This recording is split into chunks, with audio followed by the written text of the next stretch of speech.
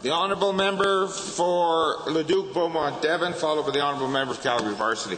Thank you, Mr. Speaker. Mr. Speaker, the town of Beaumont is one of the fastest growing communities in Canada, with about 25 to 30% of the population being of school age.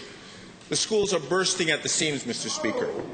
To the Minister of Education, why was nothing included in this year's budget to rectify this situation, and when can the parents and the students of Beaumont expect some relief?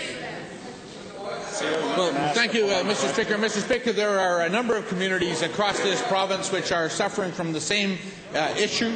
That's a wonderful issue to suffer from. It's an issue of growth. It's an issue of people wanting to come to this province and work in this province because of good opportunities here. And it's an issue of people having their families and raising their families in Alberta. The fact of the matter is, capital spending for a new school in Beaumont wouldn't hit the actual budget for 2 years out or 3 years out. We're working on the issue with respect to the capital plan. We hope to be able to do some things which will help communities like Beaumont, Airdrie, and others. Please. Well, thank you, Mr. Speaker, and to the Minister, thank you for that answer. And it's encouraging, Mr. Minister, that you suggest that there may be some relief coming in the near future on the capital side.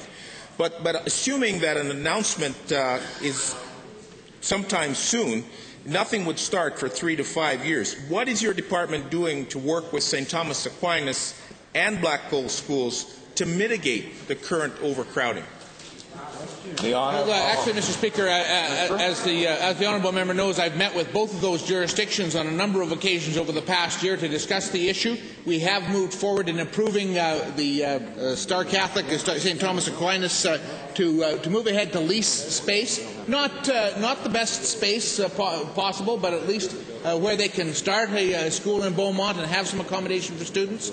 And we're working with the Black Gold Board to acquire more modulars so that they can deal with their population growth.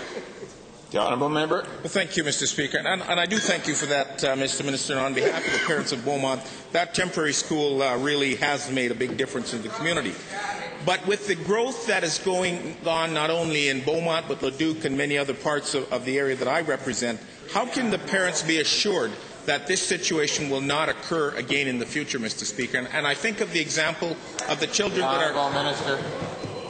Thank you, Mr. Speaker. Mr. Speaker, in the Department of Education, we have some very good people who have developed, with help, a very strong demographic modeling tool, which allows us to work with school boards to predict growth in student population, to take a look at where we need the new schools, where the growth is going to be, where the student spaces are needed.